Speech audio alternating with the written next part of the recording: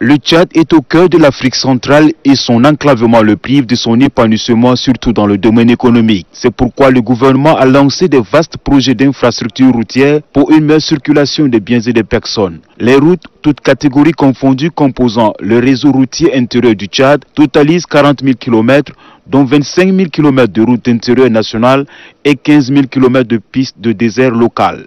Et les transactions fluviales constituent une part importante dans la fourniture et le développement des activités économiques. Certaines provinces sont enclavées faute d'infrastructures adaptées. Il faut faciliter les échanges grâce aux ponts. Les ponts, le Tchad en a réalisé et ce depuis l'exploitation de l'or noir. Le Tchad a affecté une part importante de son budget pour réaliser des infrastructures dignes de nom. Qu'il s'agisse de l'intérieur du pays ou des frontières, l'État engrange des réalisations. En 2012, l'on se souviendra de la cérémonie de l'ouverture officielle du pont N'Djamena Kousseri par le président Idriss Déby Itno. Un pont à double voie d'une longueur de 220 mètres. Quant au pont réalisé sur la rive du Chari, d'une distance de 2600 mètres, il a été réceptionné en 2002. En 2020, c'est la pose de la première pierre pour la construction du pont reliant Bongo à Yagua. Un nouveau pont pour stimuler l'économie tchadienne et la culture dans la province du Maïkébi-Est et partant dans tout le Tchad. Le projet date des années de l'indépendance. Cette structure fera 620 mètres de long et reliera les deux villes.